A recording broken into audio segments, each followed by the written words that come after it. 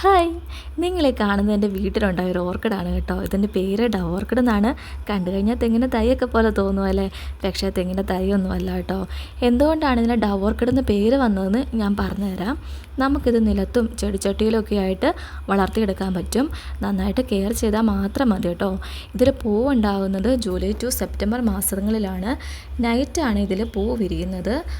അപ്പോൾ നമുക്കിത് ഇൻഡയറക്റ്റായിട്ട് സൺലൈറ്റ് കിട്ടുന്ന ഒരു സ്ഥലത്ത് വെക്കുന്നതാണ് ഏറ്റവും നല്ലത്. ഇതിൻ്റെ ചെറിയ തൈകൾ വളർന്ന് നമ്മൾ ഈ കാണുന്ന പോലെ ബൾബാകും. ഈ ബൾബിൽ നിന്ന് ഇത് നല്ല ഉയരത്തിൽ വളരും. നമുക്ക് ഇതിന് അധികം വെള്ളം കൊടുക്കേണ്ട ആവശ്യമില്ല. കാരണം ഈ ബൾബിനകത്ത് ഇത് വെള്ളം സ്റ്റോർ ചെയ്ത് വെക്കും. അപ്പോൾ നമ്മൾ അധികം വെള്ളം കൊടുത്തു കഴിഞ്ഞാൽ ഇത് ചീഞ്ഞു പോകാൻ സാധ്യതയുണ്ട്. കണ്ടോ, ഇത് ആ ബൾബിൽ നിന്ന് വളർന്നു വന്നതാണ്. ഇതിലാണ് പൂവുണ്ടാകുന്നത്. ഇതാണ് കേട്ടോ ഇതിൻ്റെ പൂവ്, വെള്ള കളറാണ്. എന്തുകൊണ്ടാണ് ഇതിന് ഡവ് ഓർക്കിഡ് എന്ന പേര് വന്നതെന്ന് ഇപ്പോൾ നിങ്ങൾക്ക് മനസ്സിലായെന്ന് എനിക്ക് തോന്നുന്നു. കണ്ടോ, ഈ പൂവിനുള്ളിൽ ഒരു പ്രാവ് ചിറക് വിടർത്തിയിരിക്കുന്ന പോലെയാണ് കാണുന്നത്. അതുകൊണ്ടാണ് ഇതിന് ഡവ് ഓർക്കിഡ് എന്ന പേര് വന്നത് കേട്ടോ. ഇത് കാണാൻ നല്ല ഭംഗിയാണ്. അപ്പോൾ ആരുടെയെങ്കിലും വീട്ടിലുണ്ടെങ്കിൽ പറയണം കേട്ടോ, കമൻറ്റ് ചെയ്യണം. പിന്നെ ഇത് കുറച്ച് എക്സ്പെൻസീവ് ആയിട്ടുള്ളൊരു ഓർക്കിഡാണ്. അപ്പോൾ ഈ വീഡിയോ എല്ലാവർക്കും ഇഷ്ടപ്പെട്ടെന്ന് കരുതുന്നു.